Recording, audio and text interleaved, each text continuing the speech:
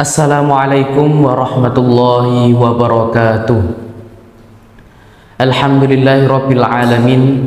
Alhamdulillahilladzi faddala bani adama bil ilmi wal amal ala jami'il alam. Wassalatu wassalamu ala sayyidina Muhammadin sayyidil arabi wal ajam wa ala alihi wa ashabihi ya nabi'il ulumi wal hikam. Amma ba'd. Sahabat Ar-Ridwan yang berbahagia, pada kesempatan kali ini kita bisa bertatap muka lagi, bisa bertemu lagi pada bulan Ramadan yang istimewa, yang insya Allah saya akan membawakan tema tentang bersedekah. Tentu kata sedekah telah ramai kita jumpai pada bangsa ini, dan telah banyak orang-orang yang telah melakukan amal ibadah yang berupa sedekah tersebut. Di mana-mana digaungkan tentang keajaiban dan barokah dan manfaat sedekah yang dapat membuat harta kita semakin berkah dan bertambah. Di mana-mana telah digaungkan tentang adab dalam bersedekah, tidak menganggap kecil harta yang kita sedekahkan, menutup-nutupi apa yang kita sedekahkan, dan bersedekah dengan memberikan harta terbaik dan harta yang halal dari kita.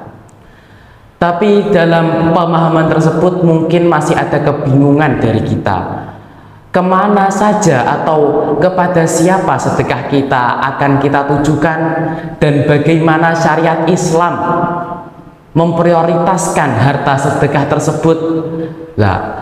Dengan adanya saya di sini, insya Allah saya akan menjawab pertanyaan-pertanyaan pemirsa. Allah Subhanahu wa Ta'ala berfirman, wa yas'alunaka madza yunfikun qul ma anfaqtum min khairin falil walidaini wal aqrabina wal yatama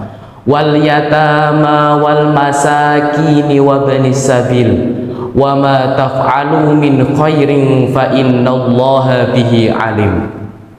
Yang artinya mereka bertanya tentang apa yang mereka nafkahkan.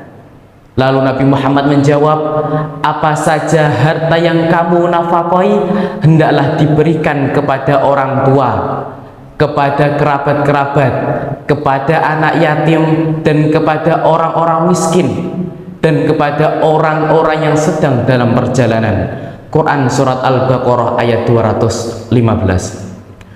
Namun secara khusus Ibnu Qudamah dalam kitab Mukhtasar Minhajul Qasidin menyebutkan bahwa ada golongan yang secara khusus kita dahulukan, yaitu yang pertama ialah orang-orang yang berilmu dan bertakwa, yang notabene mereka bukanlah ahli dalam bermaksiat.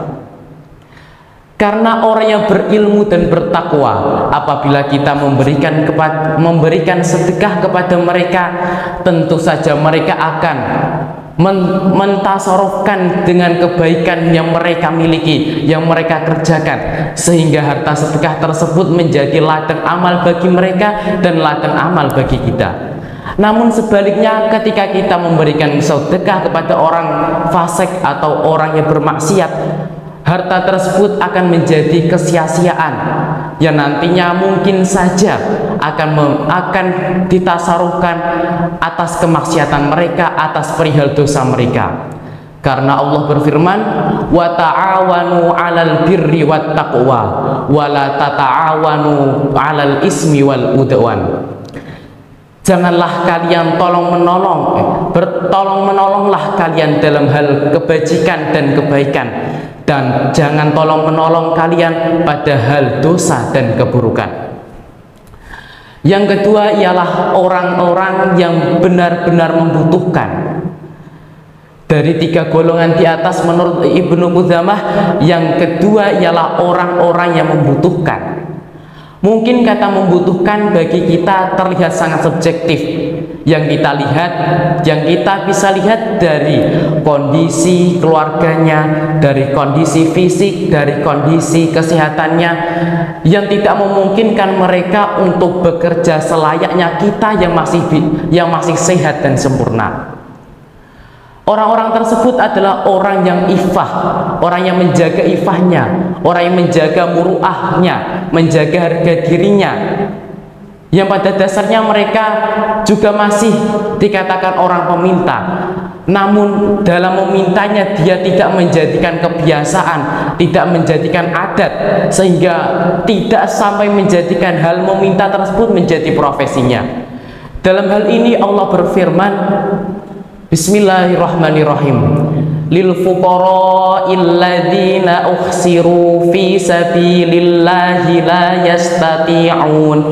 la yastati'una durban fil ardi yahsabuhumul jahilu aghniya'a minat ta'affuf ta'rifuhum bisimahum la yas'alunan nasa ilhafa wa ma tunfiqu min khairin fa innallaha bihi alim.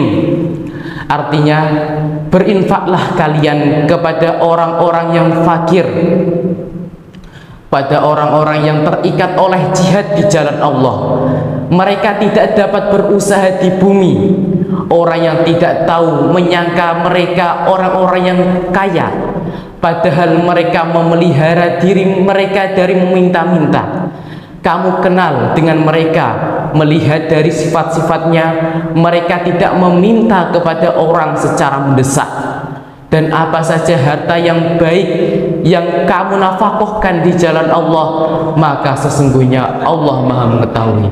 Quran Surat Al-Baqarah ayat 273. Golongan yang ketiga yaitu kita utamakan bersedekah kepada kerabat-kerabat kita, kepada sanak saudara kita, kepada sanak famili kita, yang dalam hal ini kita dalam bersedekah akan mendapatkan dua pahala, seperti hadis Nabi Muhammad SAW yang bersabda, beliau bersabda, sedekah kepada orang miskin akan mendapatkan satu pahala, sedangkan sedekah kepada kerabat akan mendapatkan dua pahala, yaitu pahala bersedekah dan pahala bersilaturahim. Hadis riwayat At-Tirmidzi.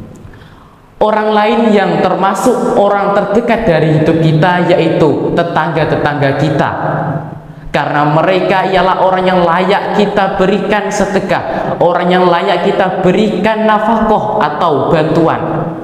Seperti hadis Nabi Muhammad SAW yang bersabda, "Man kana yu'minu billahi wal yaumil akhir falyukrim jarahu." Artinya, barang siapa yang beriman kepada Allah dan kepada hari akhir, maka selayaknya dia harus memuliakan tangganya, memuliakan tetangganya. Dalam hadis ini dijelaskan bahwa kesempurnaan Islam kesempurnaan iman seorang mukmin bisa kita lihat dengan cara bagaimana mereka memuliakan tetangganya, dengan bagaimana cara mereka berbuat baik kepada tetangganya, sehingga berbuat baik ini selalu kita jadikan toleransi atau prioritas utama dalam kita bersedekah.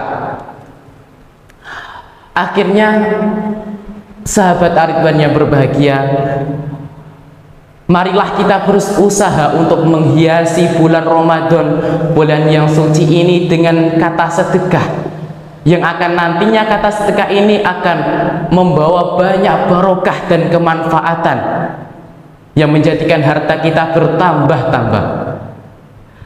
Mungkin cukup sekian dari saya, cukup kultum dari saya. Ada kurang lebihnya saya mohon maaf. Semoga apa yang saya sampaikan bisa pemirsa amalkan, bisa pemirsa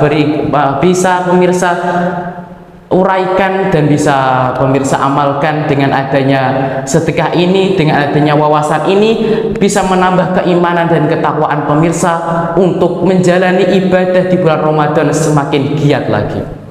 Sekian dari saya, wallahu yuwaffiquna bil khairi wan najah, wallahu muwaffiq ila aqwamit thoriq. Wassalamualaikum warahmatullahi wabarakatuh.